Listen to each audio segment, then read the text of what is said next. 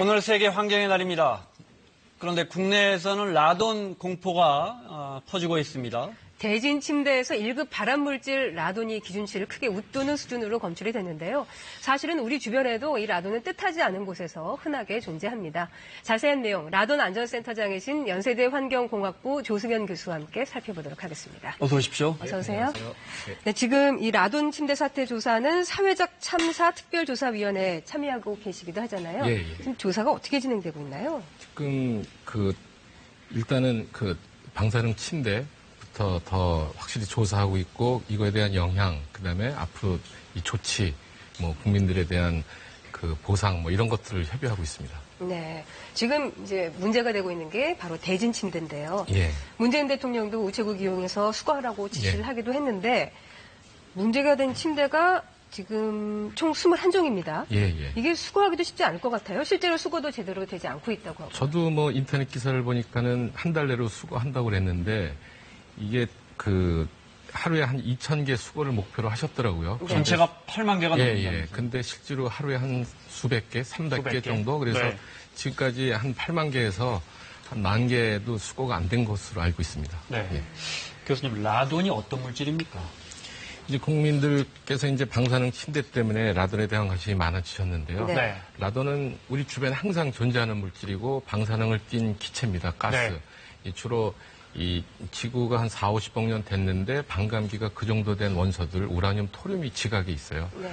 그래서 지각에서 유래되는 방사성 가스고 이런 데도 있을 수가 있죠. 지금 우리 주변에도 있고. 그렇죠. 저희가 지금 교수님 오시기 전부터 측정하고 있습니다. 예. 네, 화면에 잡히나요? 네. 네. 컵을 조금 그냥 갖고 계시면 네네, 되고요. 지금 네. 들고 계신 컵을 좀 치워주시면 저희 카메라가 잡기 쉬울 것 같습니다. 컵을 조금 옆으로 치워주시면. 네.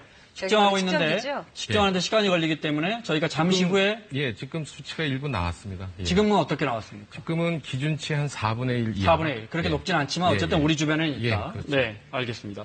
그럼 이게 라돈이 어디서 나오는 겁니까? 땅에서 올라옵니까? 아니면... 주로 토양이 원인이 되기 때문에 이제 땅에 붙은 집들에서 네. 많이 나오고 이렇게 좀 층수가 높은 데서는 이제 건축 자재가 주로 땅에서 나왔지 않습니까? 콘크리트 이런 것들. 네. 거기서 나오고 이번 같이 방사능 침대는 주로 이제 섬유계통이니까 나오면 안 되는데 네. 다 이제 알려졌지만 땅에서 유래된 우라늄과 토륨이 엄청 많은 모나자이트라는 광물을 음연 발생시킨다고 이제 넣으신 거죠. 네. 거기서 발생된 거죠. 예. 자, 정리하면 예. 그러니까 땅에서 자연물질로 라돈이 나오는데 우리가 무슨 기능성이다 이러면서 모나자이트 같은 우리가 아직도 검증이 안 된 성분을 집어넣으면서 거기서 라돈이 나와버린 그렇죠. 거고 우리 일상에서는 지금도 라돈은 얼마든지 나오는데 그렇죠. 문제는 이제 기준치 이상으로 나오느냐 그렇죠. 뭐 조금밖에 안 나오느냐 예. 냄새도 없고 색깔도 없는 예, 거죠. 그렇죠. 네. 예. 그러면 아무래도 땅 속에서 올라오니까 건물에 있으면 바닥이 다 콘크리트로 되어 있으니까요. 아무 걱정 없겠지 하지만 그래도 이렇게 어디선가 새어 나와서 이 건축 자재도 땅에서 나왔어요. 건축 자재도 있군요, 네. 또. 네. 전에는 이제 석고보드 같은 것들이 이제 또 원인이 됐기도 했고 인산염 석고보드 그래서 이제 타랑 석고보드로 바꾸기도 했고요. 지금 네. 아직도 근데 이제 콘크리트 속에 모래자갈이 또 원인이 되기도 합니다. 네. 그러니까 그런 건축 자재라든지 또는 드물게는 이렇게 땅에서 스며 나오는데 그렇죠. 어디가 새어지고 예. 그게 쌓이는데 예를 들어 지하 1층에 어떤 무슨 공간에 거기서 식당을 하시거나 거기서 오랫동안 일하시는 분들 계속 라돈에 노출이 될 거 아닙니까? 그렇죠. 근데 본인은 못 느끼실 거고. 그렇죠. 그렇게 해서 검증된 피해 사례가 있습니까? 그분들이 그걸로 해서 암이 걸렸다거나. 그것은 이제 예전에 이제 방송에도 몇 번 나왔었는데 네. 이 어떤 주부께서 지하에서 주로 이제 청소 업무 하시다가 이게 이제 라돈 때문에 원인이 돼서 판정받은 적이 있고요. 네. 그다음에 최근에는 한 2년 전에 지하철 근로자분들이 폐암이 걸렸는데 그게 조사해 보니까 라돈에 의한 것이다 판정받아서 산업재해 판정을 받았습니다. 예. 네. 그게 여러 가지 이유가 있을 텐데 라돈에 의한 폐암인지 이런 건 어떻게 합니까? 그거는 주로 이제 통계적, 역학적으로 이제 평가를 하고요. 네. 그래서 저희가 또 새로운 기술로 이런 피나 조직 내 라돈 잔류물을 이제 검사하는 기법을 개발을 하고 있지만 아직까지는 이 기준 농도에 10배, 20배 나왔으면은 확률적으로 이거는 라돈에 의한 폐암이라고 이제 판정을 하고 있습니다. 그러니까 그런 피해가 발생했고 피해자들이 라돈에 의한 암 발병이다라고 주장할 때 현장에 가서 측정해보고 그게 과학적으로 검증이 되면 법원에서 또 인정해준다 이 그렇죠. 말씀이시군요. 예. 알겠습니다. 네. 네. 그렇다면 이 라돈 사태가 언제 어떻게 시작이 됐는지 그간의 상황들을 저희가 정리를 좀 해봤습니다. 네. 보시죠. 지난달 3일 유명 브랜드 침대에서 라돈이 검출됐다는 보도가 나오면서 파장이 일었습니다. 그러자 원자력안전위원회는 관련 시료를 취득해 방사능 분석에 착수를 했는데요. 그 결과 안전 기준에 적합하다고 판단했습니다. 외부 피폭 부분은 분명하게 저희가 정하고 있는 안전 기준의 그 이하의 수치가 나왔습니다. 하지만 그 결과는 일주일도 안 돼 뒤집힙니다. 원자력안전위원회는 7종의 제품에서 기준치의 9배가 넘는 방사능이 검출됐다고 밝혔습니다. 신속성 부분에 너무 저희들이 빨리 알려드려야 된다라는 그런 부분들에 너무 비중을 너무 크게 둔 거 아닌가. 이후에 방사선량이 안전 기준치를 초과하는 매트리스 14종이 추가로 또 확인이 됐습니다. 성분이 높게 파악된 그 제품 매트리스 제품에 대해서는 저희가 수거를 할 때 최우선적으로 그것부터 수거를 해나가도록 하겠습니다. 심지어 업체에서는 라돈이 검출된 제품에 대해서 교환을 진행을 했는데요. 교환받은 매트리스에서도 라돈이 검출돼 소비자들의 불안은 가중됐습니다. 미쳤구나라는 생각을 했죠. 그러니까 제대로 검수나 해서 얘네들이 내보내는 건지 그것도 좀 의심이 되고, 그냥 뭐 바꿔주라고 뭐 행정처분 내려왔다고 해서 바꿔주는 것만 지금 능사인 것처럼. 문제가 된 이 대진 침대의 경우에 라돈이 2,100베크렐이 넘게 나왔다고 하는데 이게 이 정도면 얼마나 심각한 건가요? 저희가 이제 항상 라돈에 대한 위험을 얘기할 때는 이런 공기 중에 라돈이 얼마일 때 어떻게 위험하다고 표현을 해요. 네. 그래서 정가정을 하자면은 이제 침대 위에서 2,100베크렐을 직접 노출이 된다고 가정을 하면은, 물론 그 위에 뭐 깔기도 하니까 그 양은 적어지겠지만 그냥 2,000이라는 숫자를 놓고 얘기하면은 우리가 이제 미국 가이드를 많이 인용을 하는데 148베크렐에 평생 노출이 되면은 하루에 10시간 이상 뭐 이렇게, 그러면 흡연자인 경우 6%, 비흡연자인 경우 0.6%가 폐암 발병의 이유가 된다는데, 그래서 한 2,000 정도면은 흡연자, 비흡연자 합쳐서 한 100명 중에 한 5분 꼴로 이 폐암 라이프 생활 중에 살아가시면서 초과 폐암 사망의 이 원인이 될 수 있다는 거죠. 꽤 큰 숫자죠.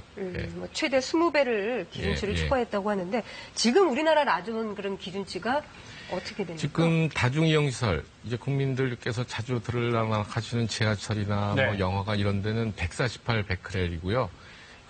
올해부터 공동주택 입주하기 전에 가이드라인은 200베크렐입니다. 네. 아파트 같은 데 조금 더 기준이 높군요. 오래 생활하니까. 예. 네. 그런데 아까 그 대진 침대에서는 2,100베크렐이 나왔었고, 네. 다른 나라 경우 같은 경우는 저희하고 비슷합니까? 기준치가? 이 기준치는 각 나라마다 이제 받아들이는 정도가 틀려요. 그래서 각 나라 생활 수준이나 라돈이 발견되는 수준에 따라 틀린데, 네. 가장 쉬운 가이드는 WHO 가이드입니다. 가능하면 100베크렐을 기준으로 하고, 독일하고 같네요. 네, 그다음에 이게 좀 경제적으로 쉽지가 않고 비용이 좀 들어간다고 판단되고 그걸 견디지 못하면은 300베크렐까지는 지켜주라고 가이드를 하고 있습니다. 네.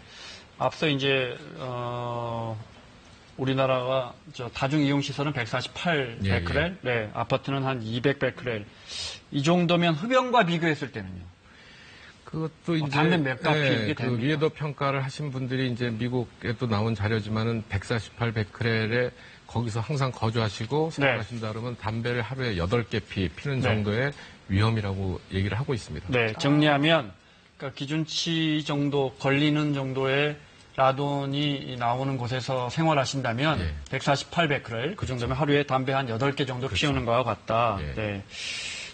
이번에 조사된 대진 침대, 문제의 침대 매트리스 위에서 침대를 근데 그 위에서 자는 거 아닙니까? 한두 시간도 아니고. 그래서 더 심각한 거고요. 그분들 같은 경우에는 어느 정도나 위험하다 이렇게 이야기할 수 있습니까? 그것도 이제 저희가 그걸 정확하게 얘기는 할 수 없지만은 제가 이제 어제 국회 발표에 가서 이제 나름대로 계산을 해보니까 이 소위 한 10mm 시버트란, 우리가 또 시버트란 단위를 쓰는데, 지금 아무튼 간단하게 높은 양의 방사능이 나오는 대진 침대에서 10년 동안 사셨다 그러면은 대략 한 흡연자, 비흡연자 합쳐서 1,000명 단위는 넘어가지 않을까 하는 예상을 합니다. 1,000명 단위라는 게 무슨 말입니까? 1,000에 1명? 10만 명 중에 한 몇천 명, 네. 몇천 명이 이 10년 동안 그걸 사용하셨다 그러면 수만 명, 10만 명 중에 수천 명이 이 초과 폐암의 네. 원인이 될 수도 있다고 생각이 그럼 듭니다. 상당히 높은 비율이네요. 그래서 더 정밀한 평가가 필요하지만은 이 꽤 높은 비율이죠. 네. 네. 대진 침대 이 모델 네. 판매량이 87,749개라고 합니다. 네. 이렇게 계산을 해보면 라돈에 노출된 사람이 10만 명 이상일 것으로 추정이 되고 있는데요. 네. 그럼 여기서 피해자 한 분을 익명으로 전화 연결해 보겠습니다. 네. 자, 선생님 나와 계시죠? 네, 네. 인터뷰 응해 주셔서 고맙습니다. 제품을 해당 대진 대진 침대를 어느 정도나 쓰셨고요? 또 어떤 가족이 이용하셨습니까? 네, 저는 남편하고 5살 아이랑 함께 썼는데요. 연간 허용 피폭 설량의 8배 이상 나온 네오그린 헬스를 6년 5개월가량 사용했습니다. 네. 직접 측정을 해보셨다면서요? 네, 제가 직접 측정을 해봤는데요. 아까 말씀하셨듯이 우리나라 그 실내 허용 기준치가 148 베크렐인데, 네. 저희 집 침대에서는 2,519 베크렐이 나왔어요. 아, 그렇군요. 네. 지금 보이는 바로 이거를 지금 그 쓰시던 그 침대에서 네. 측정을 한 건데 지금 그 침대 어떻게 처리하셨어요? 저희가 그 5월 8일 날 대진에서 리콜 시작할 때 전화 연결이 안 돼가지고 인터넷으로 수거 요청을 했는데요. 네. 그 후 어떠한 연락도 받은 적이 없어요. 네. 그래서 원안이 권고대로 비닐로 이제 밀봉을 해서 방치를 했었던 거죠. 그런데 3주가 돼도 오지 않았고 또 현재 원안위에서 발표하지 않고 있는 감마선에 의한 추가적인 외부 피폭이 무섭더라고요. 네. 그래서 더 이상 이 침대를 집에 갖고 있기가 너무 힘이 들어서 지난주에 제가 개인 용달차를 불러가지고 대진 천안 공장에 보낸 상태입니다. 아, 직접 보내셨어요, 그럼? 네. 아, 지금 보내주신 사진을 보고 있습니다. 직접 실려 보내버렸군요, 그러니까. 네. 연결도 안 되고 전화 연결도 안 되고 어떠한 조치도 받고 있지 않은데 계속적인 피폭을 받아야 된다는 생각에 집에 들어가기가 힘들더라고요. 네. 보상은 어떻게 진행이 되고 있나요? 아니, 교환 반품 보상 관련해서는 어떠한 연락도 받지 못했고 전혀 연락을 못 받으셨어요? 네네. 아니, 전화해보시면 뭐라 그래요?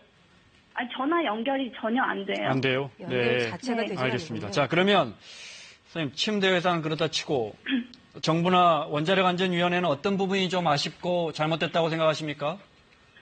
네, 제가 총 4가지로 말씀을 드릴게요. 네. 첫 번째는 그 원안위에서 중간조사 발표 때부터 국민들을 우롱했어요.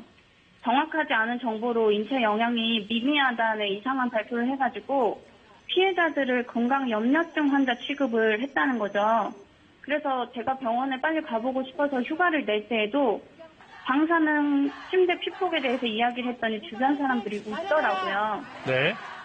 이런 상황을 원안위가 조장을 했다고 생각하고요. 네. 두 번째 문제는 5월 그 중간조사 발표 때 누락을 시켰던 침대 스펀지 모나자이트는 2014년도에 원안위에서 직접 작성한 그리고 원안위 홈페이지에서도 찾아볼 수 있는 보고서에 그대로 나와 있어요. 2014년도에 침대 스펀지에 모나자이트가 유통되고 있다는 것을 원안위는 알고 있으면서도 아무 조치를 하지 않았어요. 네. 우리 아기가 2014년도에 태어났거든요. 네. 그때만이라도 원안위가 일 처리를 제대로 했으면 그래도 우리 아이는 그래도 침대 위에서 피폭은 안 당했을 거 아닙니까? 네. 저는 대진 회사보다도 원안위를 용서할 수가 없어요. 그러면 선생님이 지금 뭐랄까요, 요구하시는 건 어떤 것들입니까? 제가 요구하고 있는 것은 네. 일단은 먼저 조속한 침대 수거하고 그 다음에 감마선 외부 피폭 설량을 원안위에서 공개를 해야 해요. 그리고 국가 차원에서 의료검진 매뉴얼 등을 마련을 해줘야 됩니다. 피해자들이 종합병원에 찾아가도 대체 무슨 과에 가서 어떤 주기로 어떤 검사를 받아야 되는지를 모르고 네. 병원 측에서도 난감해해요. 네. 알겠습니다. 그리고 네. 자, 저 말씀을 더 듣고 싶은데 저희가 시간 때문에 오늘 인터뷰 응해주셔서 고맙습니다. 네, 감사드립니다. 네. 교수님, 근데 이제 이게 문제가 침대뿐만이 아니라 예. 이 모나자이드라는 물질의 경우에 음이온 나온다 그래서 여러 가지로 지금 쓰이고 있잖아요. 그렇죠. 건강 보조제품 재료, 뭐 속옷, 팔찌, 목걸이, 심지어 마스크까지 예. 나오고 있단 말이에요. 이거 큰 문제 아닙니까? 그래서 뭐 팔찌 이런 거는 덜 위험하겠지만은 네. 근데 신체에 직접 접촉하는 이 마스크 호흡으로 바로 들어오는 것들은 아무래도 훨씬 더 뭐 위험성이 크다고 보고요. 또 신체 그 뭐 옷, 그 속내의 같은 것들 그것도 뭐 당연히 그리고 아무튼 결론적으로는 이 모나자이트라는 광물이 외국에서는 이런 생리용품에 쓰이질 않습니다. 그래서 여기서 쓰이면 안 되는 물질이죠. 네. 위험한 물질이고. 네. 앞으로는 철저하게 관리를 해야죠. 근데 사실 거기서 음이온이 나온다고 해서 건강에 좋다고 해서 부모님들께 막 선물도 하고 네. 그랬잖아요. 그게 이제 안타까운 일들이죠. 그런 일이 벌어지는 건강 게. 생각해서 더 비싸게 샀는데 그게 오히려 건강을 해치는 거 근데 아닙니까? 그 음이온이라는 게 실체는 있습니까? 음이온이 실체가 거의 없죠. 음이온을 우리가 억지로 만들 수는 있어요. 뭐 네. 코로나 방전시키거나 이렇게. 근데 네. 자연에서 음이온이 나오고 이런 것들은 지금 그 좀 타당치 않은 얘기. 알겠습니다. 시간 때문에 마무리를 해야 되는데 그래도 교수님 예. 그럼 어떻게 대처해야 합니까? 뭐 환기 잘 시켜주고 뭐 이런 겁니까? 일단 그 방사능 침대 사건에 대한 대처는 제가 정부한테 요구하는 거는 네. 이 피폭을 많이 당한 분들, 특히 네. 어린애들 때문에 부모들이 거의 패닉 상태시거든요. 네. 그래서 이 방사선 작업자 수준의 건강 진단을 좀 빨리 실시해 주시고, 네. 그다음에 이제 보상 체계를 확립해 주시고, 뭐 국가 관리 체계를 하는데, 이 일반적인 실내 환경의 라도는 환기가 핵심입니다. 환기. 예. 네. 그거를 항상 숙지하시면 되고요. 많은 네. 환기 장치들이 또 나오고 있으니까 네. 잘 활용하시면 될 겁니다. 자, 눈에 보이지 않지만 어디서든 라돈이 환기 잘 안 되면 어디서든 쌓일 수 있고 그것이 폐암으로 갈 수 있다 이 말씀이시죠? 예, 예. 네, 알겠습니다. 아까 예. 저희가 전화 연결한 소비자분이 2,519 베크렐이 나온다 하셨어요. 예. 기준치가 148인데 제가 계산해 보니까 17배거든요. 그러면 만약에 교수님이 그런 침대에서 주무신다면 단 하룻밤이라도 안 자는 게 훨씬 낫습니까? 그렇죠. 이 가능하면 피하는 게 원칙입니다. 네. 가능하면은. 알겠습니다. 예. 자, 연세대 조승현 교수와 이야기 나눴습니다. 고맙습니다. 네, 감사합니다.